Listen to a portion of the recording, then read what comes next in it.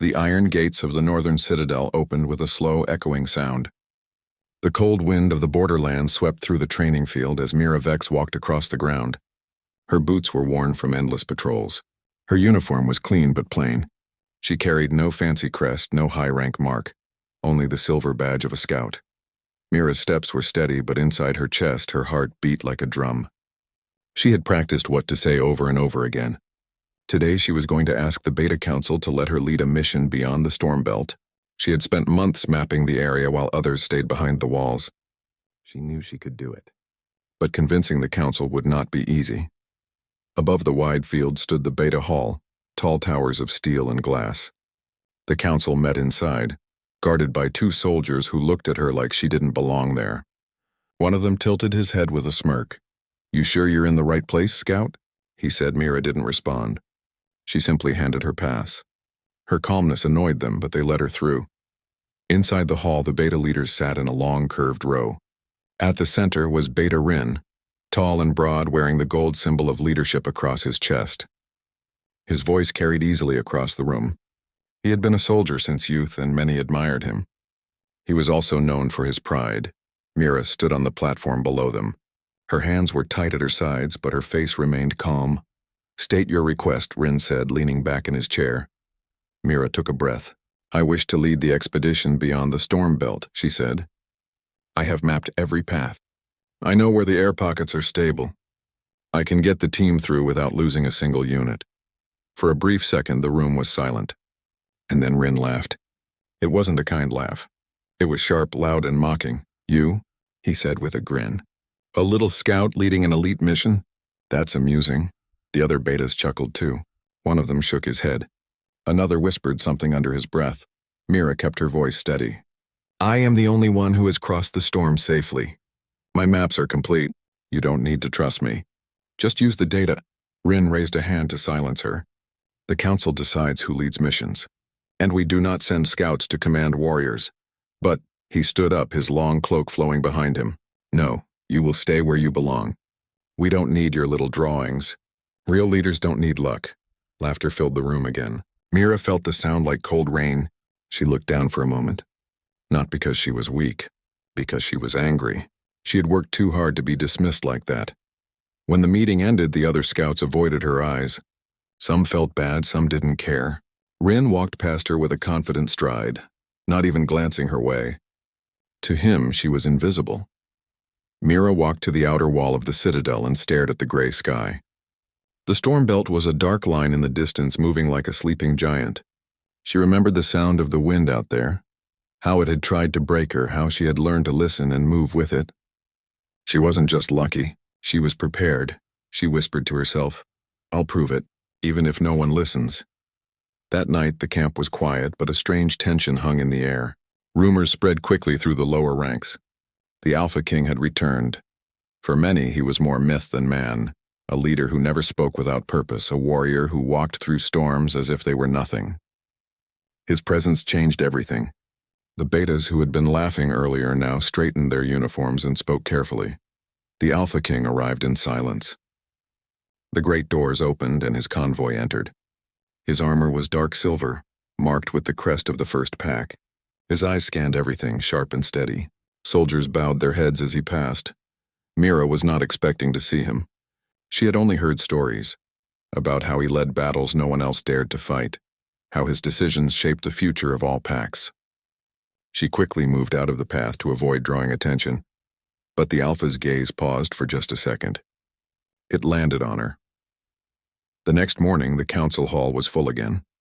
This time the Alpha King was present.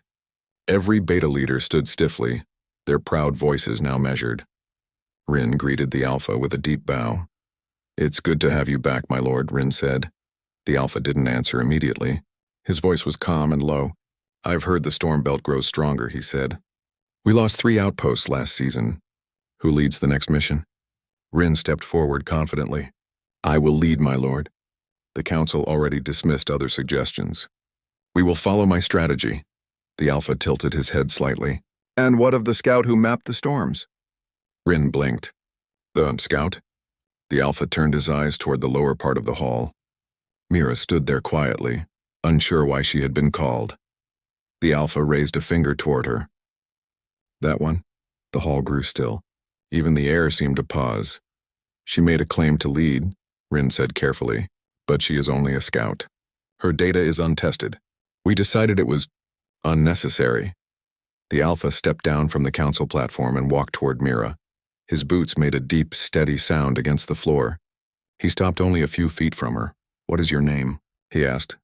Mira Vex, she said, her voice calm but firm. You crossed the storm alone? Yes, I learned the winds. I marked every safe path I could find, the Alpha nodded once. And your map saved my eastern patrol last month, he said. Rin's eyes widened. The other betas looked at one another nervously. Mira stared at the Alpha in surprise. She hadn't even known the patrol had used her maps. The Alpha King turned to the council. Without her markings, 40 soldiers would not have returned. No one spoke. The laughter from the day before felt like a distant echo now. The Alpha looked back at Mira. Step forward. Mira obeyed, unsure what was happening. The Alpha removed a small silver crest from his belt.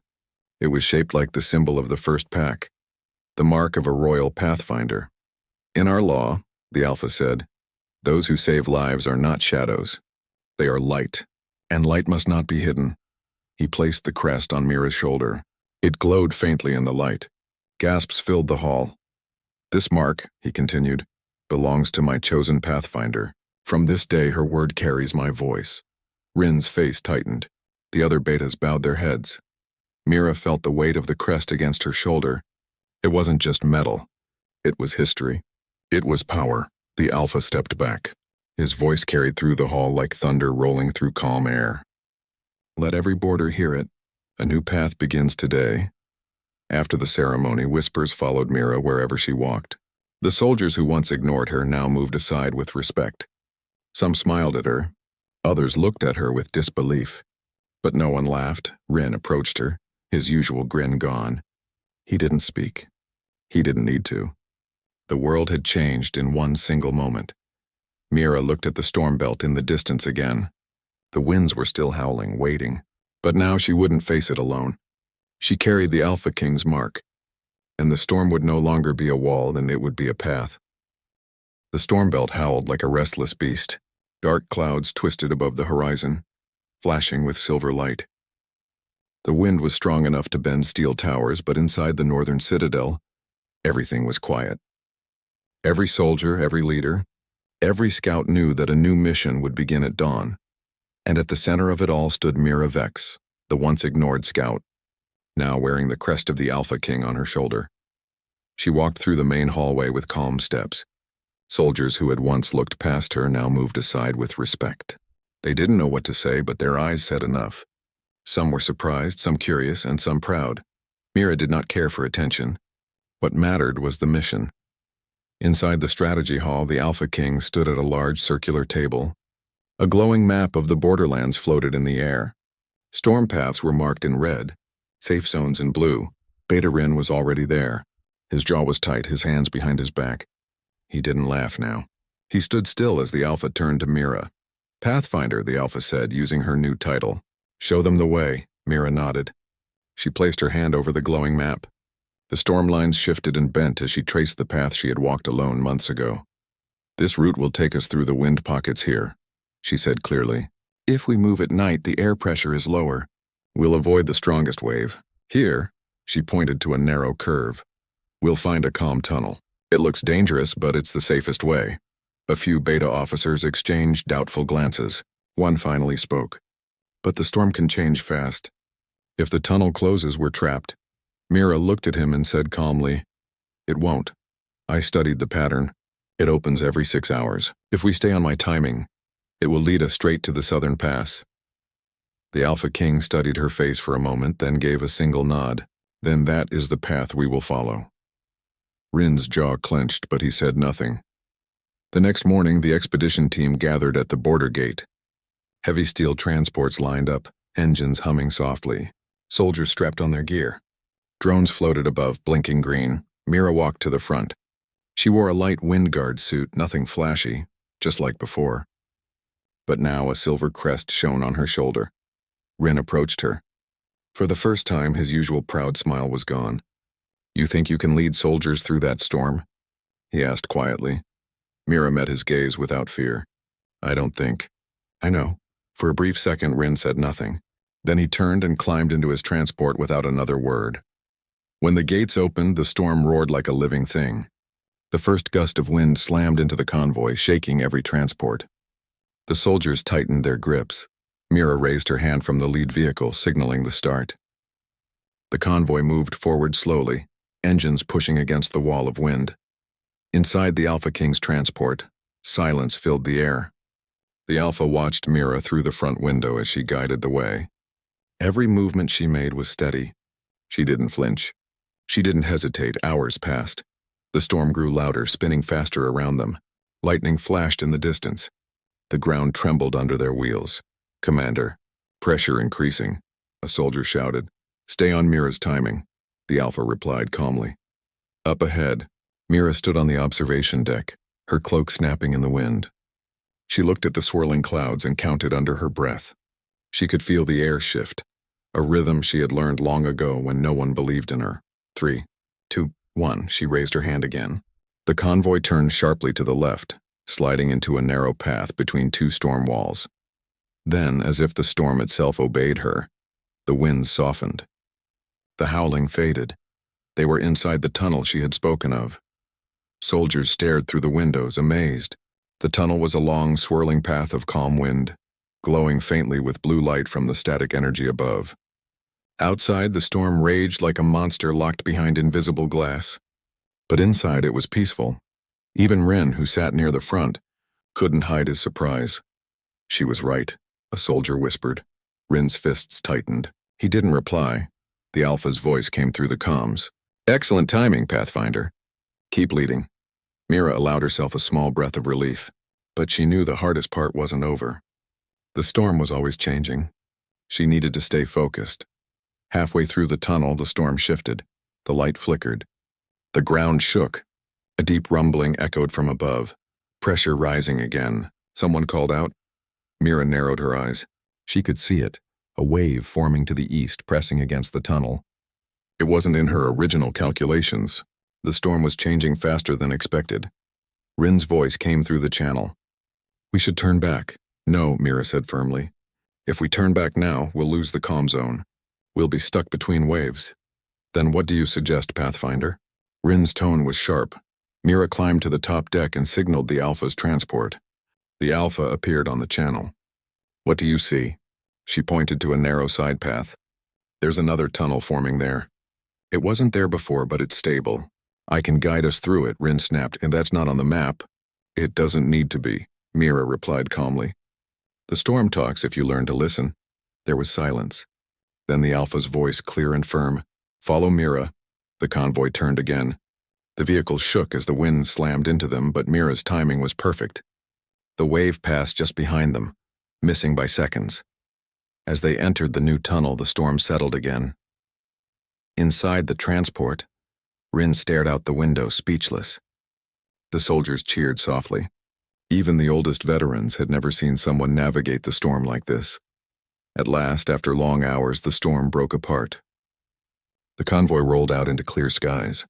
Ahead lay the southern pass, glowing orange in the rising sun. They had made it. The Alpha King stepped down from his transport. His cloak moved gently in the calm air. Mira followed behind him. Her hair was tangled from the wind, her face streaked with dust. But her eyes were bright. The soldiers gathered around, cheering for the first time in weeks. The Alpha turned to Rin. You doubted her. Rin lowered his eyes. I did, my lord. And yet she led us through what no map could predict. Rin took a slow breath. I was wrong, the Alpha nodded. Then he turned to the soldiers. His voice rose like thunder over the pass. Today a path was made through the storm, he said. Not by a name of power, not by a bloodline, by skill, by courage. The soldiers cheered louder. Mira stood still, her heart steady. She had never wanted glory.